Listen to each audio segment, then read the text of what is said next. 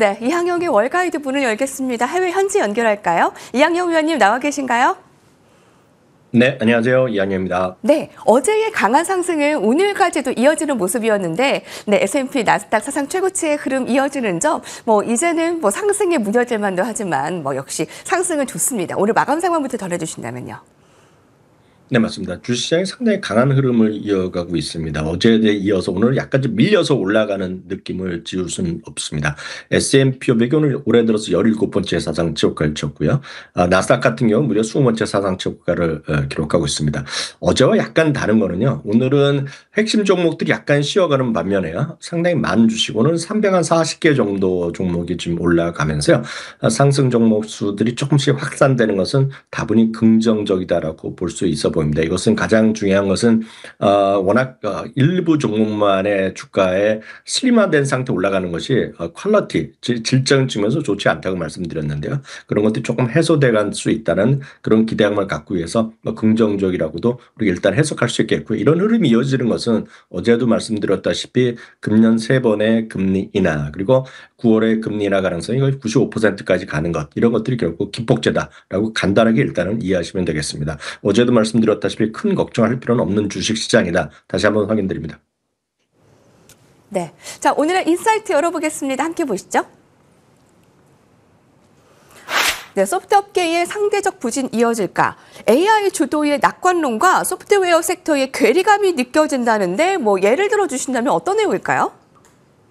네, 최근 한 달 동안 주시장이 엄청나게 지금 잠시 쉬었지만 올라가는 모습이겠고요. 11개 섹터가 모두 골고루 올라가는데 굳이 따지자면은 IT 섹터 중에서도 소위 소프트웨어 쪽에 집중된 것들이 약간 좀 쉬어가는 상대적으로 부진한 흐름을 보여주고 있습니다. 그래서 최근 한 달간에 IT 종목 중에서 특히 서비스 소프트웨어 쪽에서 상대적으로 좀 부진한 것들을 몇 가지 표로 한번 정리해 봤는데요. 가트너라든가 포트넷 그리고 수많은 소위 사이버 어택, 사이버 보안 이런 것들이 상대적으로 재미없는 모습을 보여줬고요. 고데디 같은 것도 재미없습니다. IBM 같은 것도 소프트웨어 쪽에 분류되면서 많이 상대적으로 올랐던 주식인데 워낙 지나치게 올라가는 것도 있지만 최근 한 달 동안 10%가 넘게 15% 가까이 주가가 하락한 모습을 보여줬고요.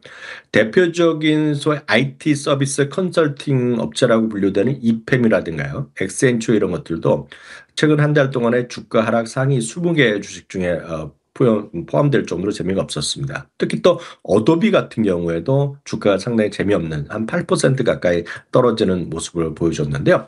이런 것들이 상대적으로 소프트웨어가 왜 이렇게 부진하냐. 이것은 역설적으로 보면 AI의 초강자 대표적인 것이 팔란티어, 오라클 이런 것들이 강해지면서 특정한 분야에서 전문적인 소프트웨어 쪽에서 능력을 발휘하던 쪽에서 수많은 AI의 자동화를 통해서 팔란티어를 통해서 상당히 많은 것을 할 수 있다는 이런 것들에 대한 걱정으로 인해서 마켓시어가 줄어들 수 있다라는 그런 우려감이 시장에 좀 반영됐고요. 물론 지나치다는 생각을 지울 수는 없겠지만 그런 것들이 부진한 이유입니다. 구체적으로 월가에서는 4가지 정도를 이해하고 있습니다. 기업들의 지출 감소라든가 예산 긴축에 대한 우려감이 있겠고요.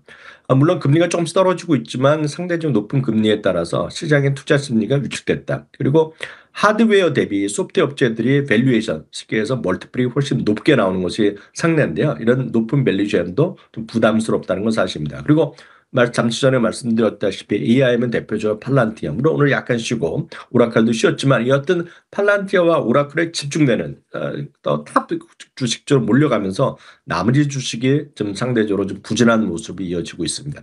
이런 것들을 우리가 좀 객관적이면서도요, 좀 시각적으로 보기 위해서는 오늘 특별한 바스켓 펀드의 인덱스라는 소개해드리겠는데요. 뱅크 오브 아메리카가요, 2022년 말 기억하실지 모르겠지만 챗GPT가 처음에 세상에 등장됐고 우리나라에서 알려지기 시작했을 때입니다. 물론 전문가분들이나 이쪽에 연구자들은 잘 알았겠지만 보통 저 같은 사람들은 우리가 알 수가 없었단 말이죠. 2022년 말입니다. 그 당시에 챗GPT가 등장한 이후에 AI 시대가 정말 본격적으로 확산되면 리스크가 커질 수 있는 종목들을 한 26개 종목으로 뱅크 오브 아메리카가 바스켓을 구성해서 이제 자기네가 추적한 게 있습니다. 그래서 근데 이런 주식을 우리가 얘기해서 BOF, 뱅크 오브 아메리카의 AI에 따른 리스크가 몰려있는 그런 주식들이다 얘기해서 26개 정도 종목을 구성해 놨는데요. 그동안에 2022년 말부터요. 최근까지의 S&P 500과 S&P 500과 바로 말씀드렸던 그런 바스켓과의 차이를 보여드리겠는데요. 실제로 보면 거의 차이가 없이 같이 올라왔습니다. 다만 금년 들어서는 약간의 격차를 보이면서요. 그림을 보시면 노란색으로 올라가는 것이 S&P 500인데요. 반대로 5월 중순 넘어서면서 소위 그 말씀드렸던 AI가 확산되면 약간 부진할 수 있는 리스크가 있는 종목들은 빠졌습니다. 구체적으로 보면 최근 2달 동안요, 2달 반 정도 됐는데요. 지수 대비 22%포인트나 상대적으로 부진한 흐름이 나왔다는 겁니다. 그래서 장기적으로 뭐 다시 회복되면서 겠지만 단기적으로는 다이버전스가 심하다는 것도 좀 우리가 좀 객관적으로 볼 필요가 있겠는데요. 오늘은 참고적으로 이게 누구나 다 쉽게 얘기할 수 있습니다. AI가 되면 어떤 기업이 좋아지고 어떤 회사가 도와줄 수 있다는 얘기하고 있는데요. 이거는 저희가 한 게 아니라 월가에서도 전체적으로 동의하는 것이 아니라 뱅크 오브 아메리카에서요. AI로 위기가 우려되는 종목 바스켓의 26종목이 뭔지를 아마 시청자들 파악하기 쉽지 않을 텐데 제가 오늘 좀 구해서 여러분들과 공유해 드리도록 하겠습니다. 그래서 IT 업종 중에서는 고데디라든가요. 기트랩, 인투이트, 터보텍스로 유명하죠. 윅스 이런 것들도 있겠고요. 가트너, 잠시 전에 했던 가트너 같은 것이 여기 포함됩니다. 커뮤니케이션 서비스 쪽에서는요. 알파벳이 들어가는 것도 특이하게 되겠고요. 트립닷컴 이런 트립 어드바이저 이런 것들이 들어갑니다. 이미 소비재 쪽에서는 부킹 홀딩스라든가 익스피디아, 듀오링고 이런 것들도 그들이 보는 뱅크 오브 아메리카에서 생각하는 26개 종목에 포함됐다라고 보셔야 되겠습니다. 산업재에서도 들어가는데요. 산업재 중에서도 한 5개, 6종목들이 포함되는데 아마 익숙한 주식은 많이 없을 것 같습니다.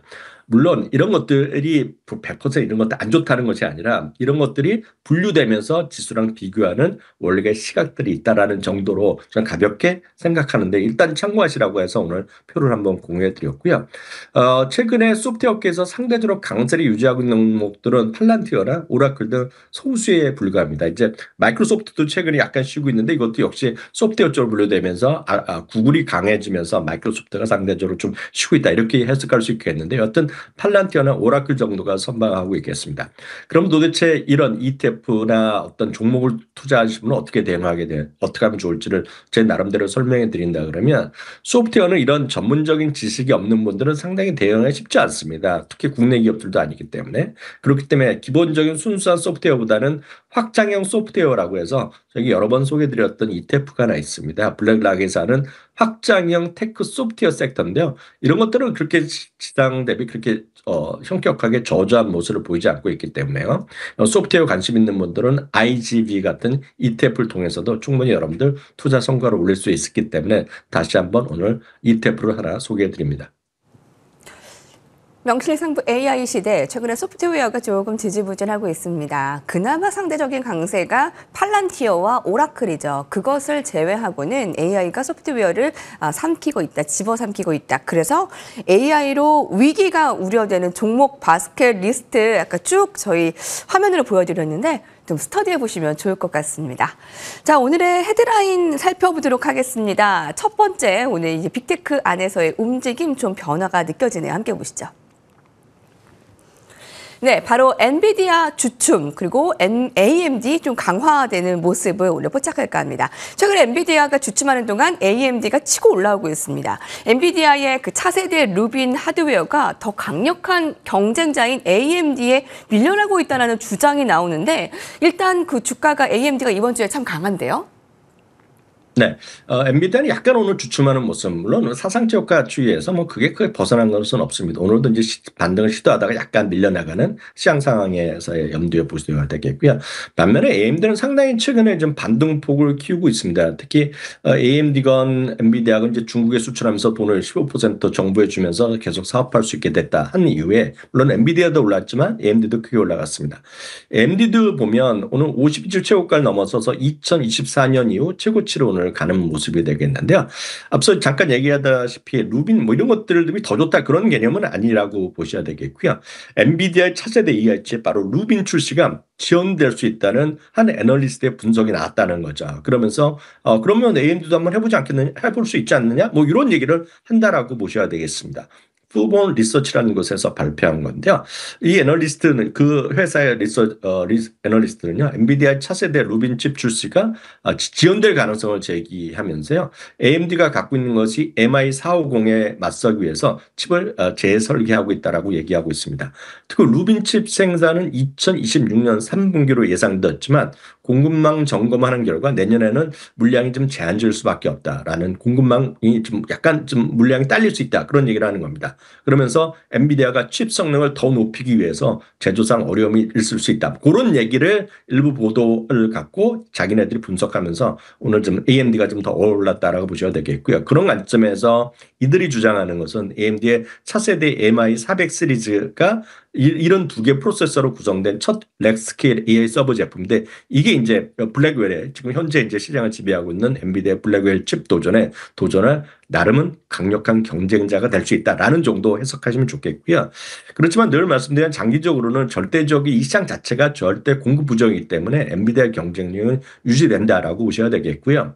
코어오브의 수요 전망 어저께 나왔던 걸 다시 한번 인용해 드리면 이들은 똑같은 얘기합니다. AI 서버 수요는 전체적으로 보면 한마디로 수요가 엄청나다라고 코어오브도 얘기했다라고 보셔야 되겠고요. 그런 관점에서 여전히 엔비디아의 시장 지배력과 장기적인 성장 점유력을 인정한 와중에 상대적으로 워낙 부진했기 때문에 1년 동안 재미없었기 때문에 AMD도 올라간다라고 보셔야 되겠습니다. 어찌되었건 AMD는요, 지난주 중반 이후까지 최근에 보면 5군데가 모두 목표 주가를 상향하고 있고, 이런 것들이 주가의 상승과 같은 방향성을 보이고 있다는 정도는 첨가할 필요가 있다. 다만 말씀드렸다시피 엔비디아가 훨씬 앞선 회사인 것만은 누가 뭐래도 분명하다, 이렇게 정리해 드릴 수 있겠습니다. 네, 엔비디아는 뭐 사상 최고가 흐름에서 잠깐 이제 주춤한 모습이기 때문에 크게 걱정할 것은 없고요. 오늘 이제 치고 올라오고 있는 그 AMD에 대해서 좀 더 집중 분석을 들어봤습니다. 네, 최근 들어서 애플과 테슬라에 대해서 국내 투자자들의 움직임이 좀 변하고 있습니다. 개인 투자자들, 그러니까 서학개미들은 좀 팔고 있고요. 국민연금 등의 기관들은 좀 대거 매수하고 있습니다. 그래서 그 가운데 오늘 애플의 좀 상황을 살펴볼까 합니다. 자, 네, 애플 신뢰감 어때요? 라는 건데요. 진 몬스터는 애플 신뢰감을 여전히 보여주고 있는데 좀 살펴주실까요? 네, 애플에 대한 신뢰감을 여전히 갖고 있는 게 진 몬스터가 되겠습니다. 진 몬스터라는 분은 저희가 여러 번 이제 인용해 드렸는데요. 디워터 에셋 매니지먼트 이제 그 창업자죠, 코파트너로 있는데요. 이분은 이제 그 소위 그런 창투사라고, 우리로 보면 투자사로 가기 전에는 미국의 대표적인 베스트 애널리스트였고요. 그 당시에 담당했던 기업이 바로 애플이라든가 테슬라 이런 쪽이었고, 이분이 얘기하면 상당히 좀 우리가 좀 받아들이는 그런 분위기 정도로 능력 있고 인기 있는 애널리스트 출신이라는 걸 먼저 말씀드립니다. 워낙 애플을 좋아했던 사람이 되겠는데요.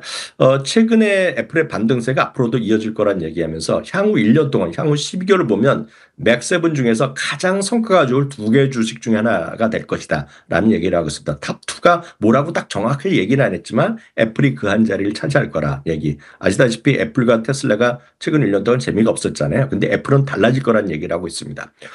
애플의 성장률이 내년에 월가의 예상치가 5% 정도 되는데 이보다 훨씬 넘을 거라고 이들은 얘기하고 있겠고요. 물론 이분은 이제 과거에 이제 애플의 슈퍼 사이클에 대한 얘기만 했는데 좀 틀렸다는 것을 자기 스스로도 반성을 썼지만 이제부터는 또 달 거란 얘기하면서 향후 12개월 동안 상당히 좋은 성과가 있을 거란 얘기를 다시 한번 확인하고 있는데요.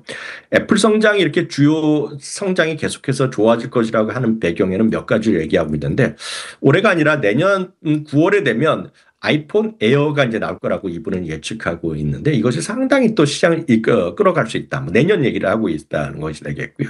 새로운 하드웨어 제품이 나오면서 시장에 아주 긍정적 역할을 미칠 거라는 얘기를 하고 있습니다. 그리고 AI 전략에서도 최근에 얼마 전에 월스트리트저널에서 프라이버시 우선 정책이 애플의 경쟁력을 저해할 수 있다고 얘기하고 있지만, 몬스터는 절대 그런 게 아니다. 애플이 AI 활용할 수 있는 독점적 정보가 워낙 많고 워낙 에코시스템을 갖고 있기 때문에 내년에 공개할 소위 AI 시스템에 대해서 낙관적인 입장을 갖고 있다라고 보셔야 되겠습니다. 한편 어제 저희 방송에서도 얘기가 나왔었지만 일론 머스크가 애플이라든가 뭐 오픈AI 고소 얘기하고 있지 않습니까? 독과점 뭐 이런 얘기 저런 얘기하고 있는데, 그동안 오랜 경험을 보면 2, 3주 주 안에 그 이슈는 다들 원만하게 해결될 거기 때문에 그것 때문에 파는 사람들은 나중에 후회할 가능성이 크다라고 얘기하고 있겠고요. 결론적으로 애플은 긍정적이다. 지난주에 팀 쿡이 워싱턴 방문 전후에서요. 목표 주가가 그전까지는 중립 내지 예상은 조금 내린 쪽이 있었다고 말씀드렸는데요. 그 발표 백악관에 가서 1,000억 달러의 투자 발표한 이후에 최소한 5군데 정도가 목표 주가를 올렸다라는 것도 참고하실 필요가 있겠습니다. 네, 애플에 대한 신뢰감 한번 점검해 봤습니다. 여러분 서학개미들의 그 투자 성향과 이제 더불어서 그 전략들 점검해 보는 시간 가지시면 좋을 것 같고요. 자, 우리 투자자분들 가운데 그 팔란티어 또 많이들 좋아하시죠. 앞서서 저희 첫 번째 헤드라인에서는 AI 소프트웨어 쪽으로도 봤습니다만 방위 산업 쪽으로도 팔란티어를 우리가 또 강하게 보고 있잖아요. 근데 오늘 헤드라인 중에 좀 흥미로운 기사가 있어서 가져와 봤습니다. 함께 보시죠. 네, 뱅크 오브 아메리카의 픽 방위 산업주입니다. 자, 이런 제목이에요. 팔란티어는 잊어버리세요. 뱅크 오브 아메리카는 차세대 인기 국방 기술 시장을 찾았다고 믿습니다. 어떤 종목인가요?